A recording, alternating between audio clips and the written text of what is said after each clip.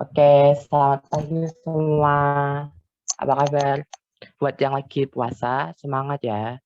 Jadi perkenalkan, nama saya Aditya Raga Pramesta dari SMK Negeri 7 Semarang yang akan menjadi host pada meeting kali ini. Di sini saya juga ditemani oleh kedua partner saya. Yang pertama ada Kalista Naira yang akan menjadi moderator pada meeting kali ini. Dan yang kedua ada Divya Almira yang akan menjadi presenter kita pada meeting kali ini. Nah, pada hari ini kita mau bahas apa sih? Jadi, pada meeting kali ini kita bakal bahas materi tentang IPUSNAS atau aplikasi perpustakaan digital.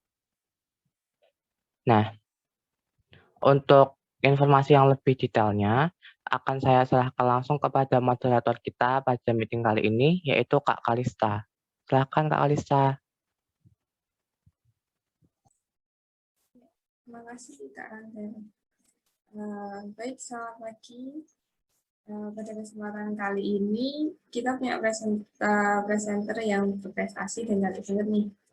Presenter kita kali ini adalah Kak Divya Almira Zahra yang bisa dipanggil Divya. Kak Divya merupakan salah satu murid SMK Negeri 7 Semarang kelas 10 dari jurusan KJIJ. Pada kesempatan kali ini, Kak Divya mau membawakan materi yang menarik banget nih buat kita.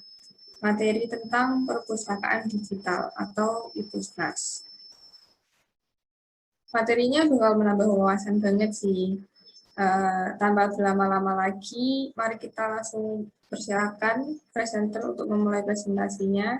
Kepada Kak Divya, waktu dan tempat dipersilakan. Ya, makasih Tata. Halo semua para partisipan. Saya di sini sebagai presenter hari ini. Saya akan membawakan topik atau materi tentang perpustakaan digital.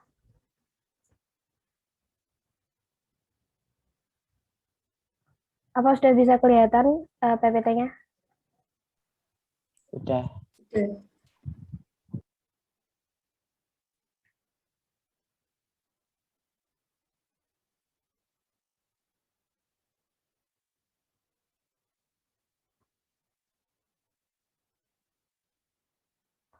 Nah, oke, saya langsung aja.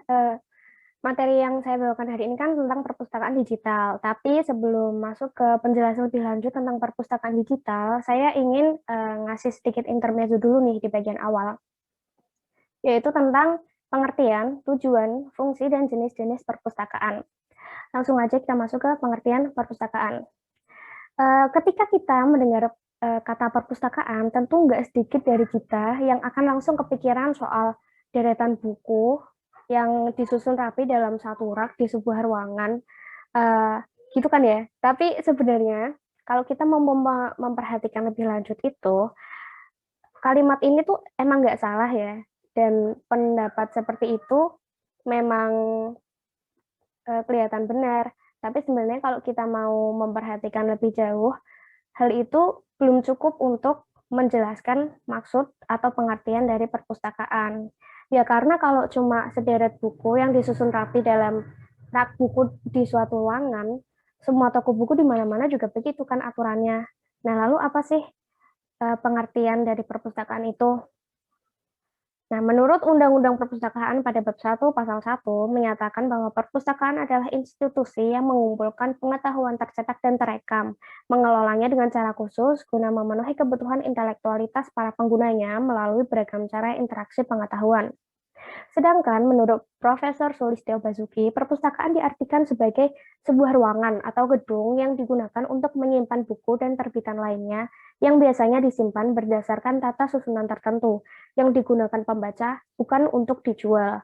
Nah, di sini poinnya yang jadi pembeda antara perpustakaan dengan toko buku, yaitu di perpustakaan ini kita cuma bisa membaca buku atau mentok-mentok meminjam lah. Itu pun harusnya kita biasanya harus punya seperti kartu member dulu untuk dijadikan jaminan saat pengembalian buku.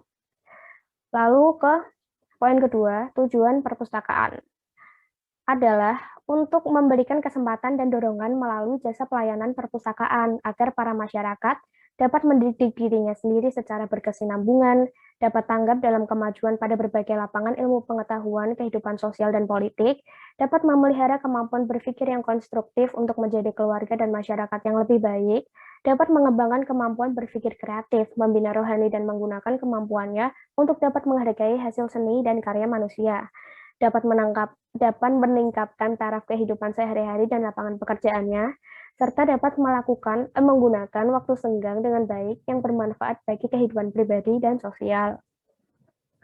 Lalu yang ketiga, fungsi dari perpustakaan. Fungsi perpustakaan itu ada 4. Yang pertama sebagai fungsi pendidikan, fungsi informasi, fungsi rekreasi, dan fungsi penelitian. Tapi untuk mempersingkat waktu, saya akan langsung lanjut ke jenis-jenis perpustakaan. Nah,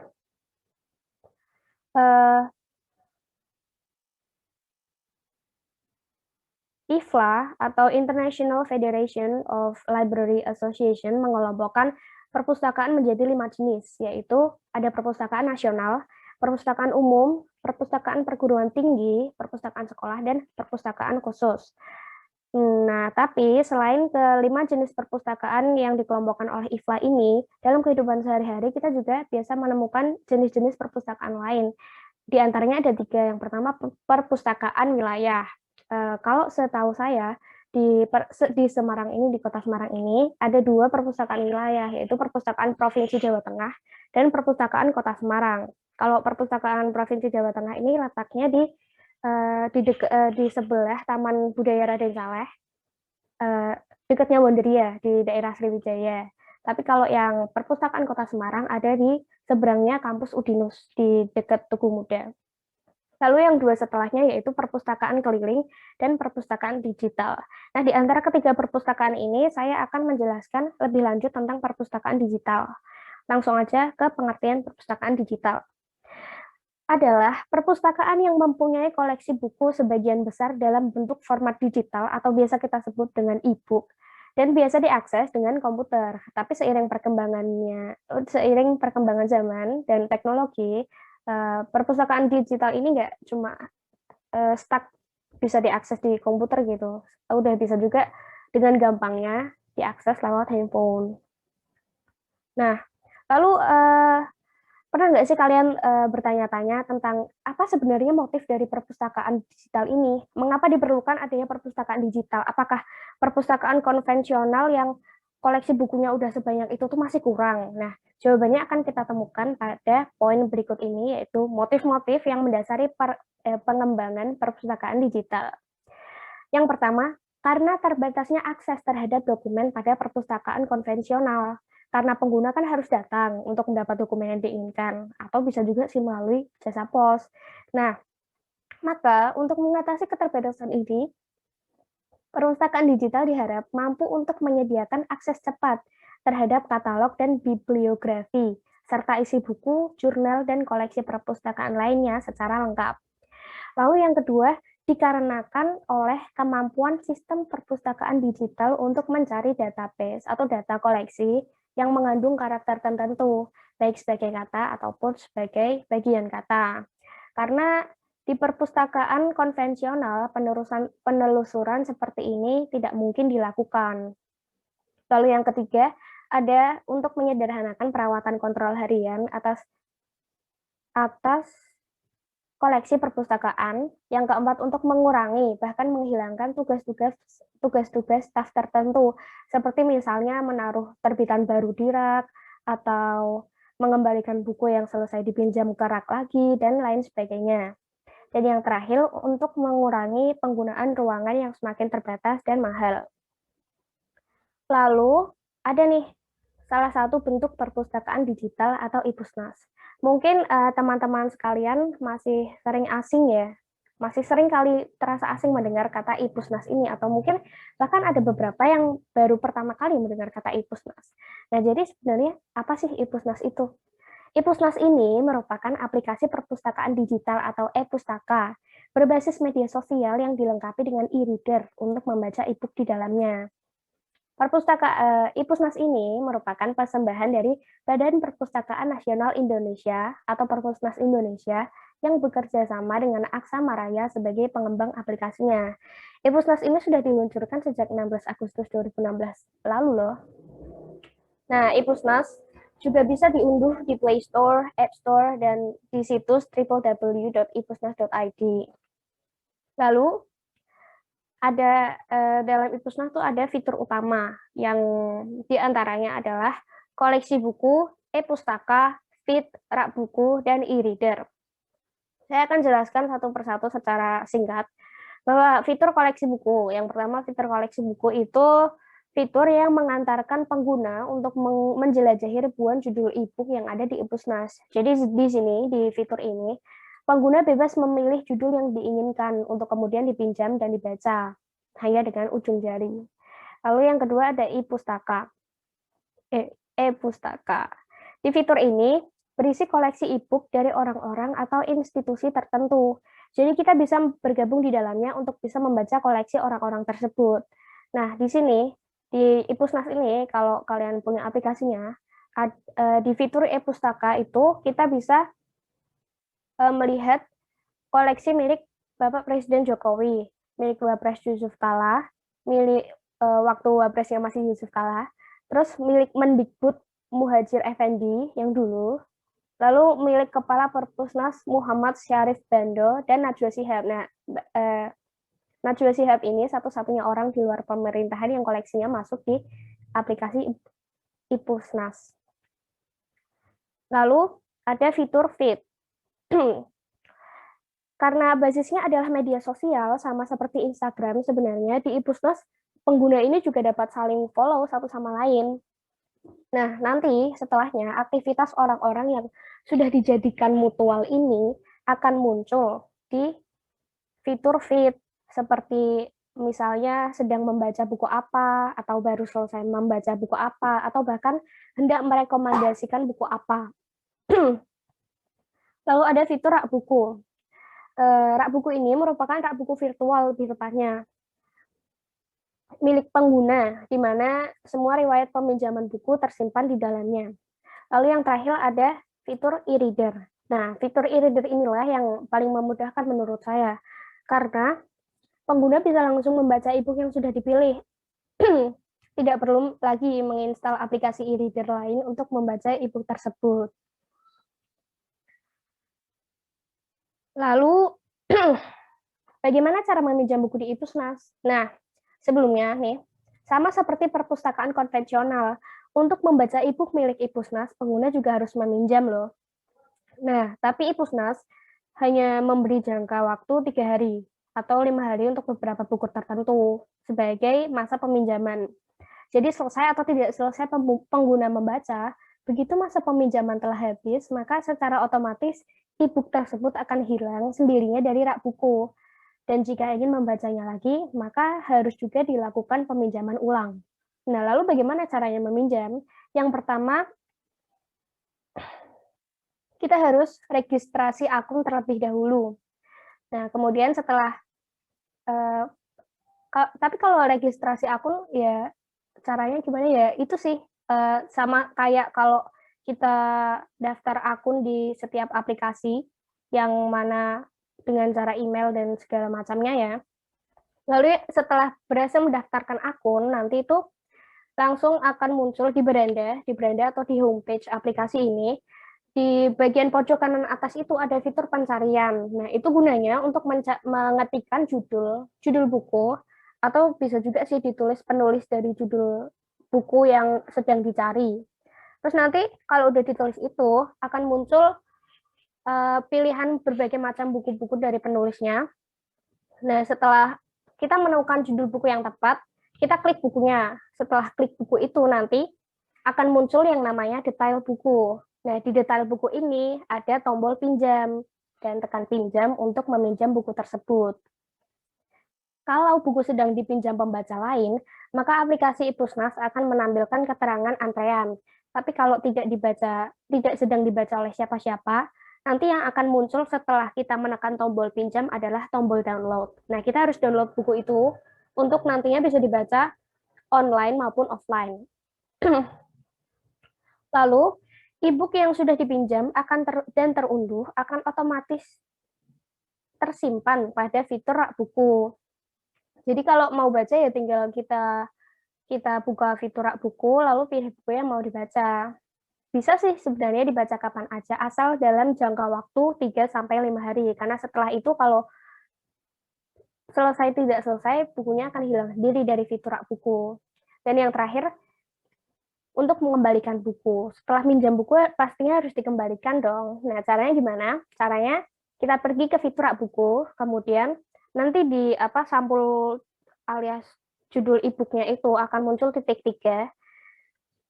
Lalu klik titik 3 itu, nanti akan muncul tombol kembalikan, lalu pilih kembalikan, maka buku akan otomatis terkembalikan. Lalu apa? Nah, ini yang poin yang menurut saya sangat penting, yaitu apa bedanya membaca e-book di Ipusnas dengan membaca e-book di aplikasi atau situs lain. E-book yang ada di beberapa situs penyedia belum tentu legal. Artinya, e-book itu disalin dan didistribusikan tanpa sepengetahuan pemilik hak ciptanya.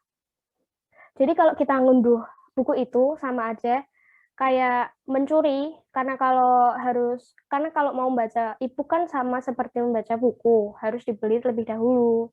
Nah, sedangkan koleksi e-book yang ada di Ipusnas ini sudah berbasis Digital Right Management atau DRM.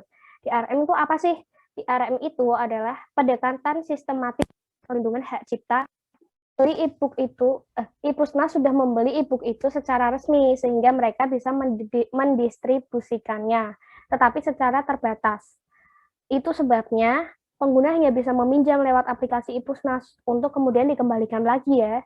Jadi bukannya memiliki e-book tersebut di perangkat digital masing-masing.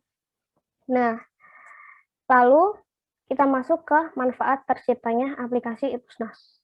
Yang pertama, memberi berbagai bahan bacaan yang bermutu. Yang kedua, mengajarkan cara menghargai hak cipta penulis secara digital. Yang ketiga, menjadi solusi bagi masyarakat yang terhalang jarak dan waktu untuk berkunjung ke perpustakaan umum saat mencari buku yang mereka inginkan. Lalu yang keempat, memicu minat baca masyarakat Indonesia dalam membaca buku dalam format digital atau e-book. Yang terakhir, meningkatkan budaya literasi bangsa. Lalu masuk ke poin-poin yang terakhir, yaitu kelebihan dan kekurangan Ipusnas. Kelebihannya yang pertama, tidak memakan banyak ruang pada ponsel. Kalau kalian lihat di Play Store itu, Ipusnas cuma sekitar nggak sampai 30 MB. Seingat saya masih 24 MB waktu saya install aplikasi ini. Lalu yang kedua, mudah digunakan dan tidak berbayar. Nah, ini yang poin plusnya, karena gratis, nggak berbayar. Lalu yang ketiga, muncul keterangan masa pinjam. Jadi saat kita sedang meminjam buku, kan akan masuk tuh di bukunya, kan bukunya akan masuk di fitur rak buku. Nah, nanti kan saya sudah bilang tadi kalau masa pinjamnya cuma 3-5 hari. Nah, tapi di setiap harinya nanti akan ada pengingat berupa keterangan masa pinjam. Jadi tinggal berapa hari yang tersisa gitu dari masa pinjam buku tersebut. Lalu yang keempat, menyediakan bookmark untuk menandai halaman. Jadi di buku e-booknya itu nanti ada macam tanda bookmark. Jadi kalau kita mau berhenti baca dan melanjutkannya di lain waktu, kita bisa tekan bookmark itu sebagai penanda. Lalu di aplikasi Ipusnas ini tidak diizinkan meng-capture isi e-book. Kenapa ini jadi kelebihan ya? Tentunya ini menjadi kelebihan bagi para kayak nggak sembarangan orang bisa meng-capture isi e-booknya untuk kemudian nanti disebarluaskan ke mana-mana. Jadi menurut saya ini sangat bagi para e-book. Lalu kekurangan aplikasi Ipusnas cuma sedikit sih. Yang pertama karena jangka waktu peminjaman bukunya cukup singkat, cuma 3-5 hari. Lalu tidak semua buku tersedia. Jujur menurut saya koleksinya masih kurang lengkap. Tapi sejauh ini sudah cukup. Lalu masih sering terjadi error. Errornya gimana? Ya seperti aplikasi pada umumnya, kalau error aja. Gitu sih. Selesai. Sekian presentasi dari saya. Kemudian saya serahkan ke Kak Kalista. Oke, terima kasih Kak Divya atas pemaparannya tentang perpustakaan digital atau Ipusnas. Baik, untuk sesi selanjutnya yaitu sesi tanya jawab. Silahkan yang ingin bertanya bisa angkat tangan atau via chat. Kak Rangga mungkin mau tanya apa? Oke, jadi ini mungkin aku mau tanya ya. Ini buat ngewakilin buat yang lainnya juga mungkin. Nah, itu kan ada jangka waktu peminjamannya ya. Nah, ada nggak sih konsekuensi yang bakal kita dapat kalau kita terlambat mengembalikan bukunya? Ada konsekuensinya itu, ya tadi buku itu akan otomatis hilang dari rak virtual. Jadi kalau kita sebelum 3 hari itu belum habis membaca bukunya, otomatis kan kita juga belum mengembalikan bukunya kan, karena kita belum selesai baca. Tapi konsekuensinya tuh cuma buku itu akan hilang gitu loh. Buku itu akan hilang sendirinya dari rak virtual kita. Jadi untuk konsekuensi seperti sanksi dan denda segala macamnya itu nggak ada sih. Paling cuma bukunya itu udah nggak bisa dibaca lagi. Jadi kalau mau mau membaca buku lagi harus meminjam ulang. Kalau itu pun kalau nggak antre ya. Kalau antre kita kan harus nunggu orang lain selesai minjam dulu. Jadi itu sih. Tata mau tanya nggak?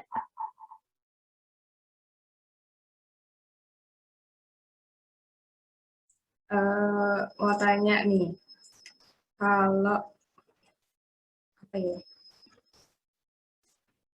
Kalau kan misalkan kita tuh lagi gabut ya, terus mau baca buku, tapi tuh nggak tahu mau baca buku apa. Kira-kira di Ipusnas itu ada nggak sih kayak saran-saran yang isinya kayak misalkan ada kategorinya nih, ada yang fiksi, ada yang tentang novel dan lain-lain sebagainya, itu ada nggak sih di Ipusnas? Nah, ini saya lupa sih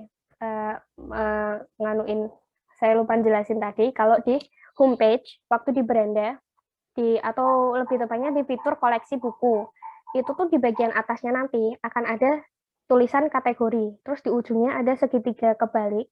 Itu kalau dipencet nanti akan muncul apa ya, kayak genre, mungkin kalau kita nyebut tuh kayak genre buku. Jadi ada segala macam buku, dari yang buku hiburan atau buku-buku keperluan penelitian.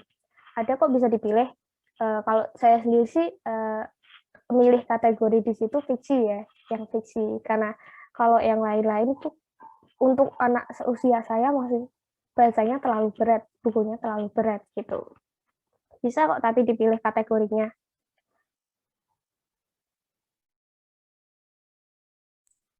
Kak Rangga, mungkin ada pertanyaan lagi? Oh, tapi ini udah Berapa menit? kelihatan nggak? Udah 32 menit. 32 menit. Tutup aja nggak apa-apa. Oke. Mau tanya lagi atau udah, Kak Rangga? Cukup.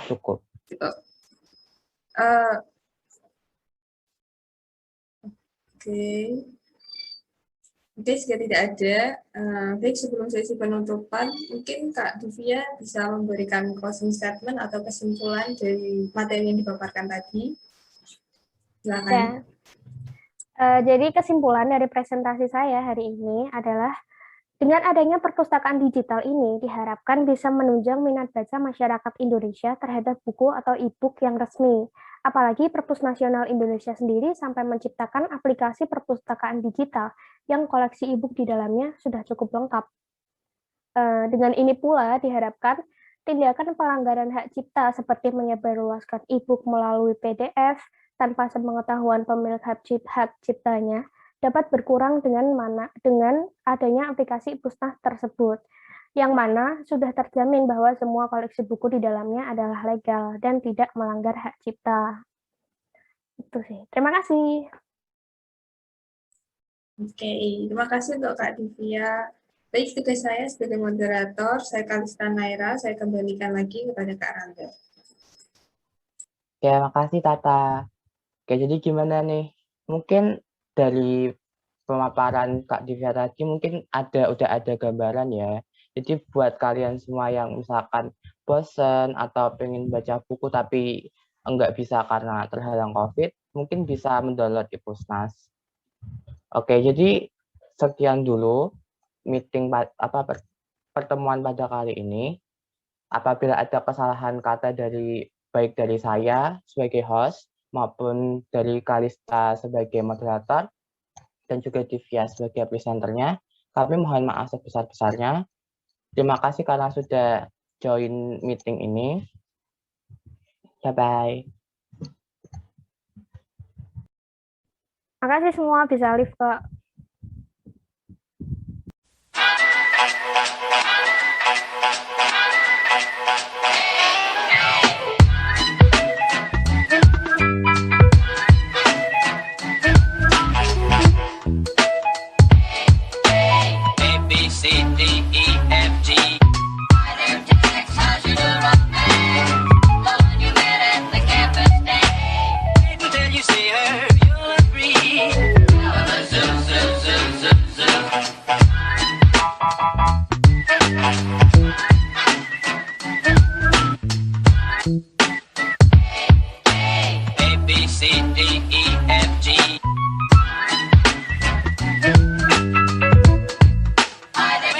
you see her.